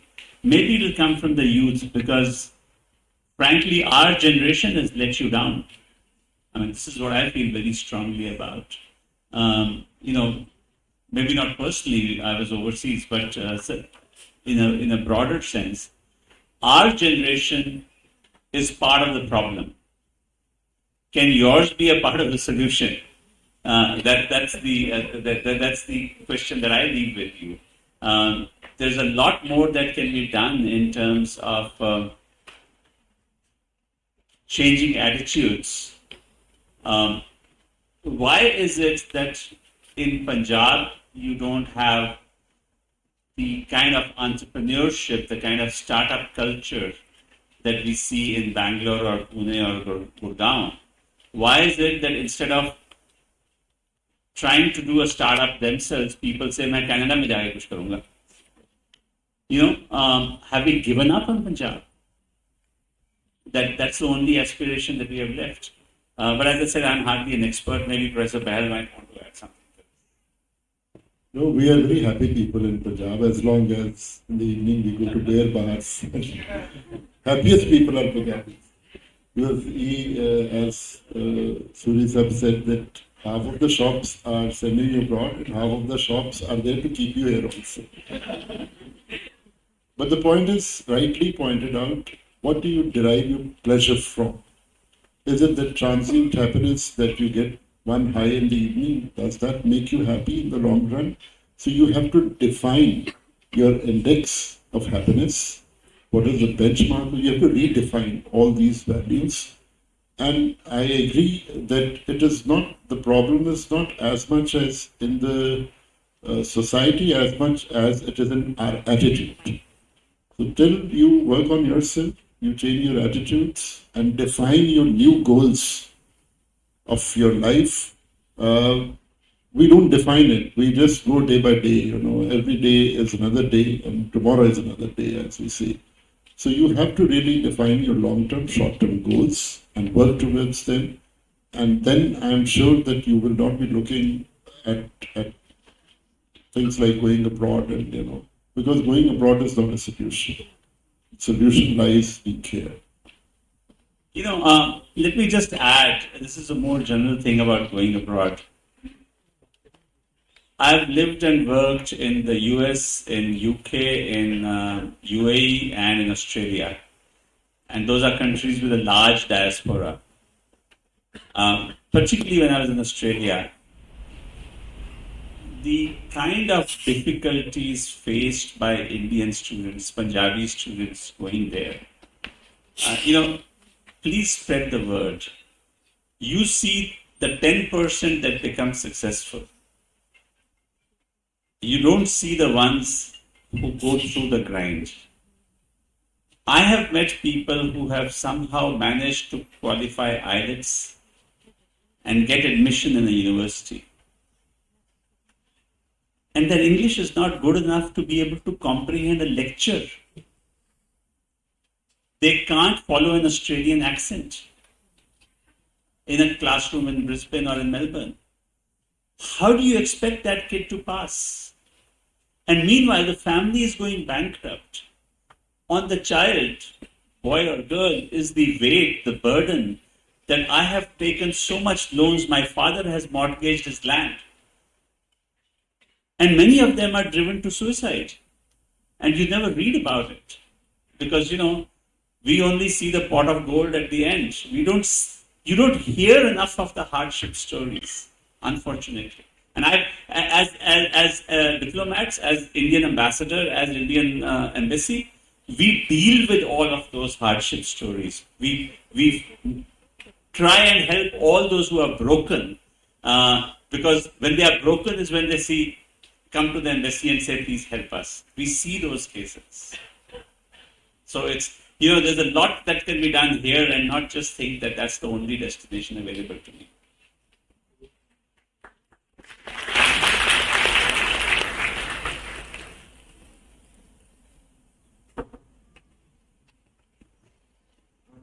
सबसे पहले तो sir इस महत्वपूर्ण और बहुत बढ़िया कार्यक्रम और व्याख्यान के लिए आपका बहुत बहुत धन्यवाद। सर, मैं गुरु नानक देव विश्वविद्यालय में हिंदी का अध्यापक हूँ। सर, मेरी एक जिज्ञासा है, क्या आपको लगता है कि रूस और यूक्रेन युद्ध ने G20 समूह के साझे हितों को प्रभावित किया है? दूसरी जो जिज्ञासा ये है कि सर, क्या भारत की अध्यक्षता में हो रहा यह G20 शिखर सम्मेलन अपने निर्धारित लक्ष्यों को प्राप्त कर पाएगा? क्योंकि सर 2 मीटिंग पहले मंत्री स्तर की हो चुकी हैं और दोनों ही बार जो है साझा कोई बयान नहीं जारी किया जा सका। और सर तीसरा जो सवाल है वो ये है कि अपनी साहसिक और दूरदर्शी नेतृत्व में और जो विवेकपूर्ण नीतियां हैं उससे भारत आज एक अपनी खास पहचान बना चुका है। आप देखिए कि या तो आज सभी भारत के मित्र हैं या मित्र होना चाहते हैं। रूस और भारत दोनों, रूस और अमेरिका दोनों विरोधी राष्ट्र हैं, लेकिन दोनों भारत को अपना निकट का मित्र मानते हैं। तो क्या आपको लगता है कि जो वैश्विक मतभेदों के बीच दुनिया एक विकट स्थिति से गुजर रही है, तो क्या जो काम संयुक्त राष्ट्र और सुरक्षा परिषद नहीं कर पाया, क्या हम भारत को आने वाले समय में ऐसी किसी प्रभावी भूमिका के रूप में देख पाएंगे? धन्यवाद।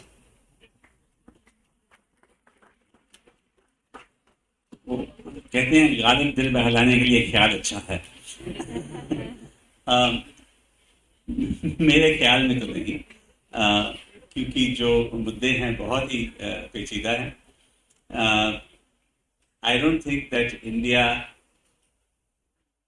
has enough weight at this point of time on the global stage to be able to resolve issues between Russia and USA, or even Russia and Ukraine for that matter. Our objective, and Professor Sachdeva is the expert on this, but I'll just give you my 2 bits and then give the mic to Professor Sachdeva. But my sense is we are trying very hard to keep focused on what we can actually achieve, particularly in terms of the challenges before us. Climate change is a real and present danger. Climate finance is something that is a huge challenge, along with the whole issue of just transition that Professor Sachdeva spoke about. Can we get enough of a consensus on those? Today, when you talk about to the developing countries in the world, indebtedness of so many countries is a major challenge. Finance Minister was part of the meetings that took place to try and work out some kind of an arrangement that countries can agree on. You've had a real stumbling block. A small country in Africa owes money to IMF or to some money to the developed countries, but the bulk of its loans are from China. And China is unwilling to offer debt relief.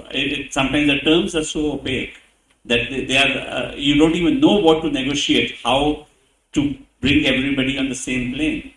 So my personal view on this is it would be smart for us to focus on some of the key issues which are achievable and not raise our expectation that I can replace the UN Security Council. Yes, the UN Security Council is broke and hasn't delivered, but I think it's a good idea to stay grounded and not let rhetoric take over our imagination.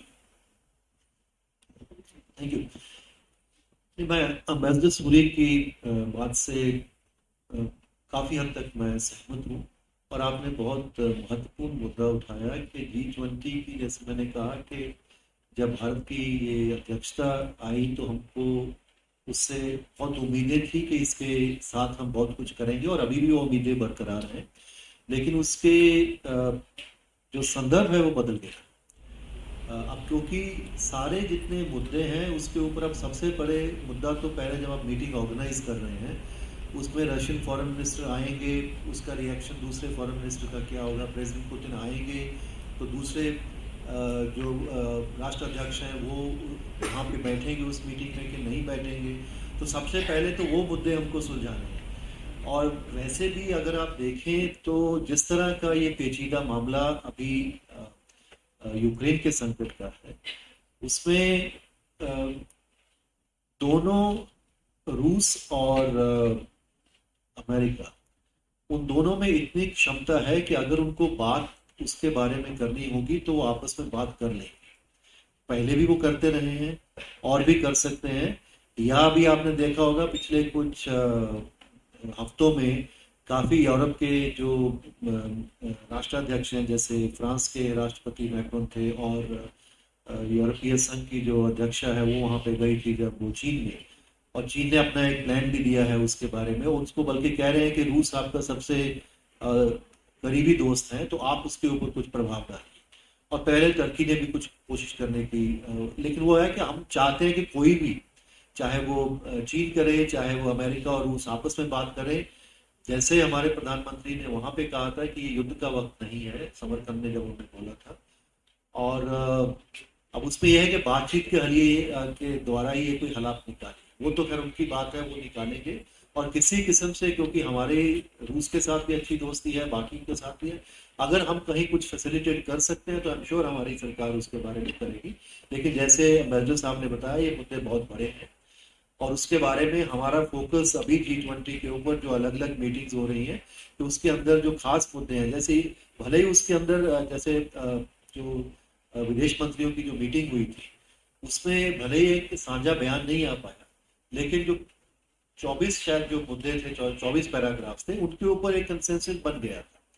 तो एक वो दिखाने के लिए कि एक नहीं एक साझा बयान आया, लेकिन सिर्फ 2 पैराग्राफ जिसके यूक्रेन के बारे में बात थी, बाकी के बारे में एक बन गई। वही एक हमारा फोकस है। तो वही हमारा फोकस वही रहना चाहिए कि जैसे मैंने कहा हमारा ऑब्जेक्टिव है इंक्लूसिव G20 कैसे बने, कैसे इसमें जो डेवलपमेंट के मुद्दे हैं, जो अभी जितने विकासशील देश जो हैं जिन मुद्दों से वो जूझ रहे हैं, उनके साथ कैसे उनको कैसे निपटाया जाए। क्योंकि बहुत से देशों के अंदर जैसे होता है कि डेट रिस्ट्रक्चर की प्रॉब्लम है, महंगाई की दिक्कत बहुत सारे देशों पे हो रही है सिर्फ ये। और अभी इस हम उम्मीद कर रहे थे कि 2023 का साल है उसमें काफ़ी ग्रोथ होगी, वो कहीं उतनी ग्रोथ हो नहीं रही। तो वो एक जो सबसे बड़े मुद्दे, क्योंकि आखिरी जो G20 का जो मेन एजेंडा तो इकोनॉमिक मुद्दा है, उस मुद्दे के ऊपर ही हमको फोकस करना है। उसी के ऊपर मुझे लगता है कि हमारी सरकार उसके ऊपर केंद्रित किए हुए है। लेकिन अब बात है कि दूसरे देश उससे भटक रहे हैं, क्योंकि उनका वो हर फोरम को यूज करना चाहते हैं रूस को बदनाम करने के लिए या रूस को बताने के लिए कि रूस क्या गलत कर रहा है। वो उनका अपना एजेंडा है, अपने ढंग से कर रहा है, लेकिन उसको कैसे सक्सेसफुली हमको ये मीटिंग्स को अरेंज करना है, यही मेरे को लगता है आगे कुछ महीनों में जो हमारी कोशिश जारी है।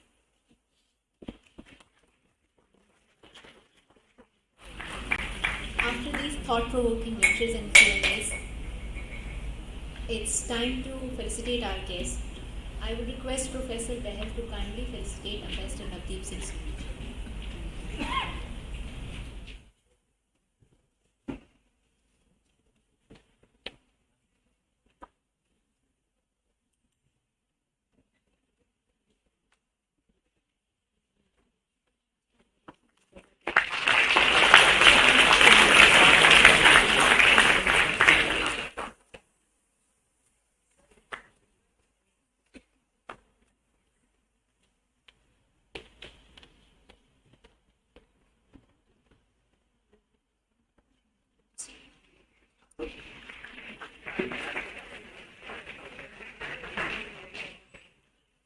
Now I would request Professor Devi to kindly felicitate Professor Sachdeva.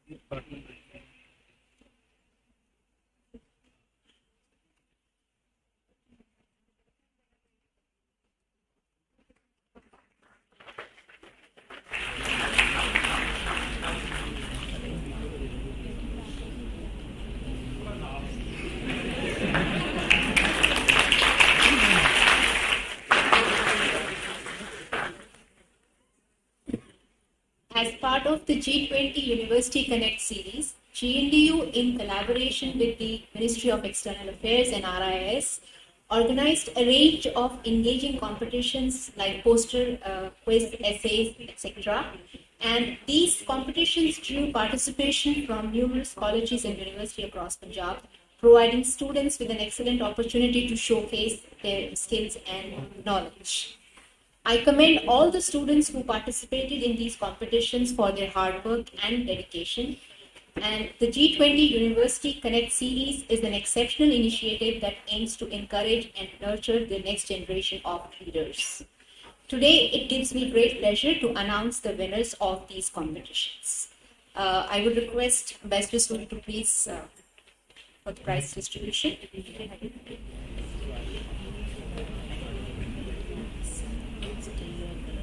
So,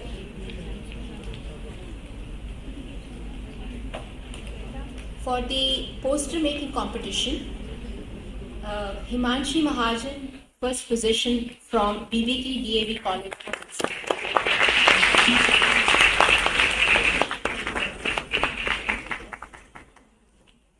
I would request Professor Sachdeva and Professor Devi also.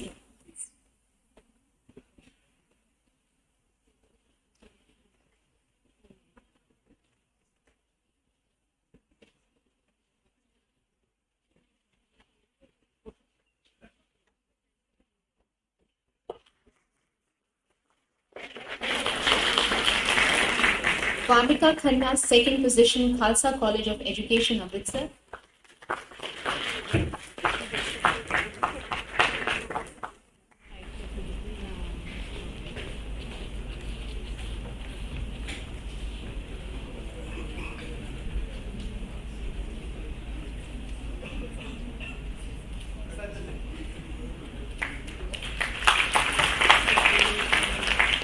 Pushpal Singh, third position, MSc Physics, Semester 2, Department of Physics, GNDU. We have another one for third position, that is Muskan Deep for SR Government College.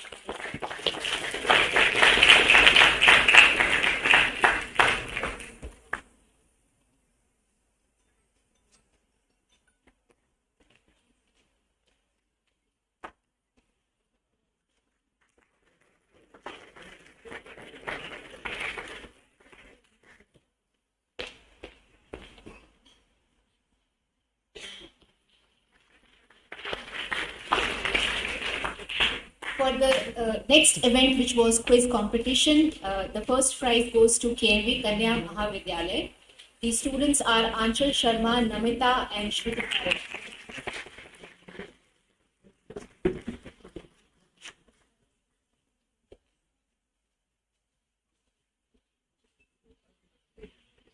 First. The second position goes to BBK DAV College for Women, Amritsar, Mansha Khanna, Kanishka Arora, and Divanshi Mahajan.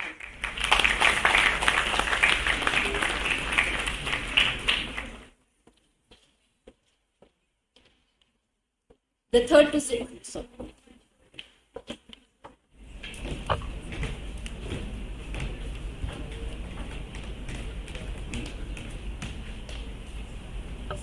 The third position goes to GNDU College Veka, Arvind Dhawan, Saurabh Sharma, and Pahul Sharma.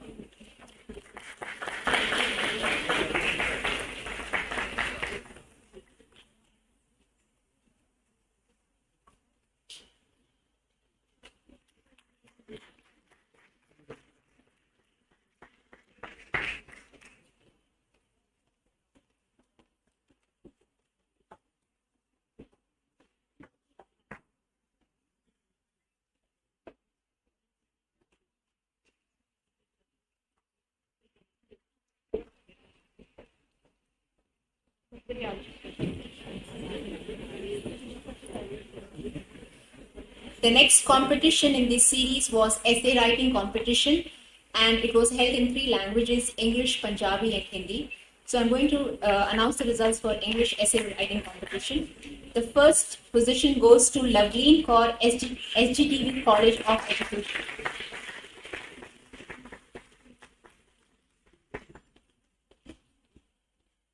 The second position goes to Karina Salaria, MBA from GNDU.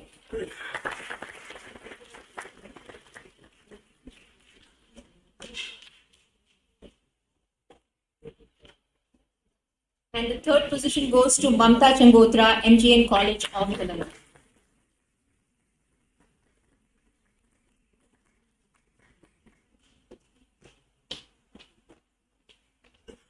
In the Hindi essay writing competition, the first position goes to Kirti Sharma, KMB Jalandhar.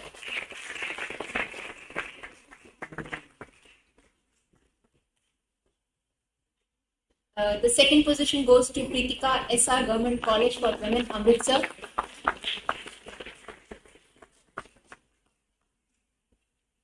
And the third position goes to Sandeep Talwar, Department of Hindi, JNPU.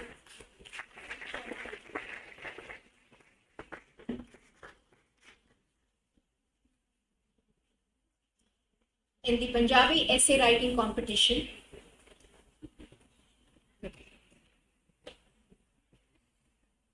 the first position goes to Ikroop Kaur, Chemistry Department, GNDU.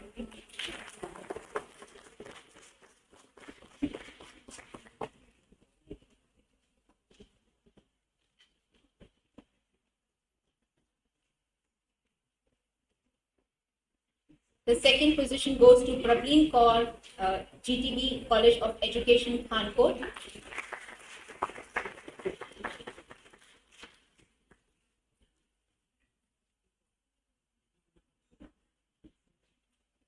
And the third position goes to Akash Veer Singh, School of Punjabi Studies, GNDU, Amritsar.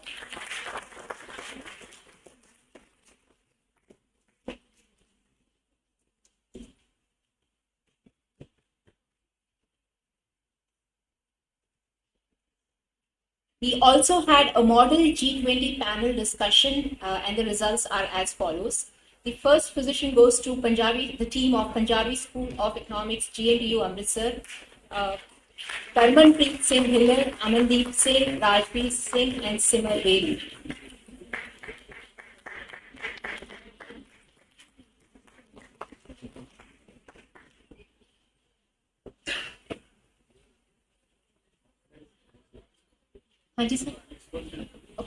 The second position is from the Mechanical Department of GNDU, Parminder Singh, Nikhil Saini, and Cyrus Aryan Lakra and Yograj Singh.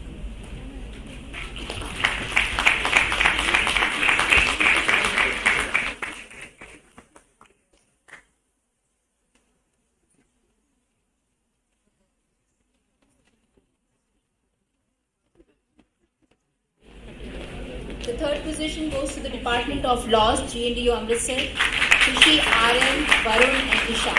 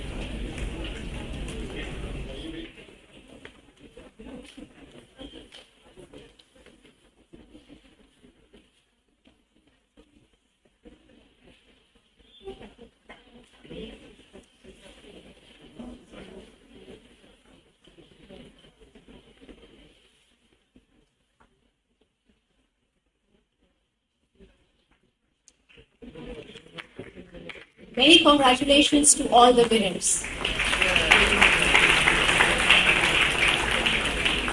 So I would request Professor Bedi to kindly give the vote of thanks. I would also request the audience that after this we will be having national anthem, so they should not leave the auditorium just after vote of thanks. Thank you.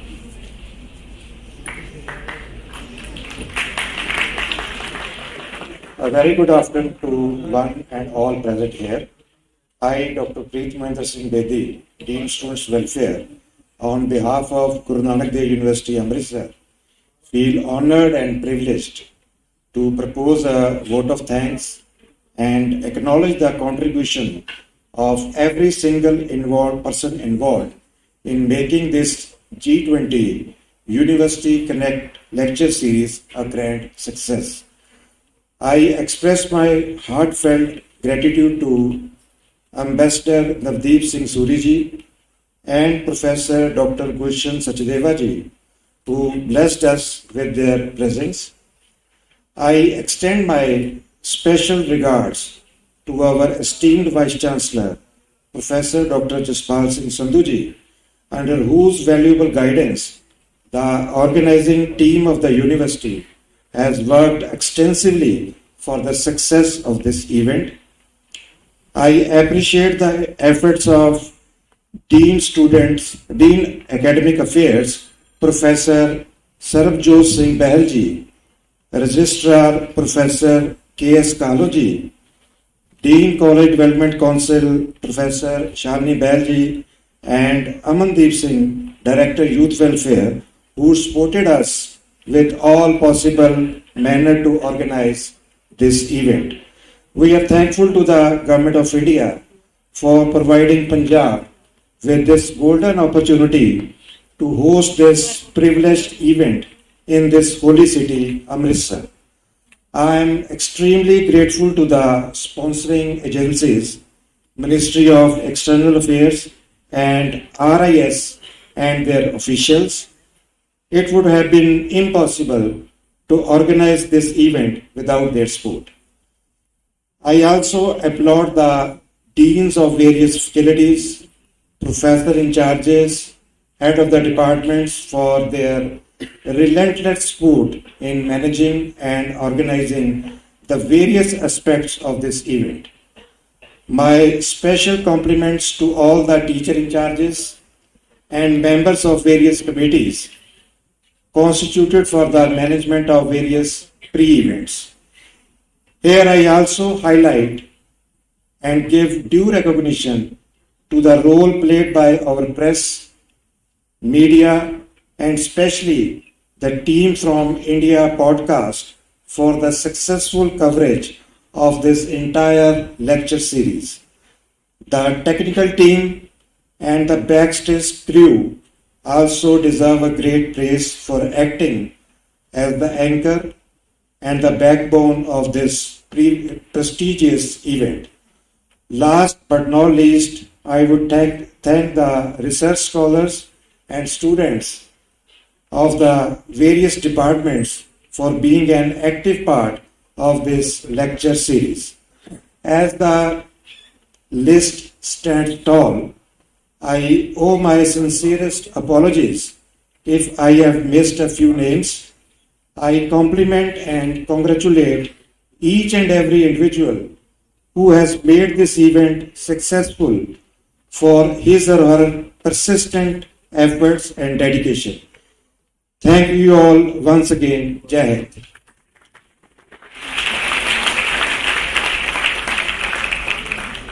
With this, I would kindly request everyone to rise for our national anthem.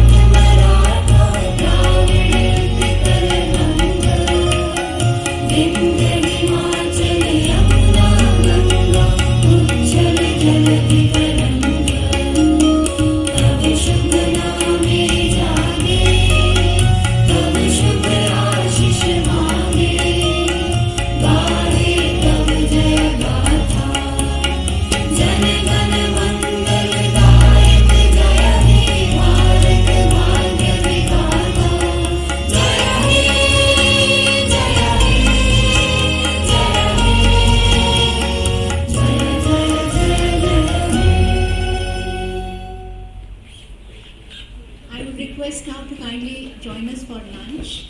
The students have, the lunch menu is downstairs, but for the teachers and others, please, we have to go to the indoor gymnasium. Thank you.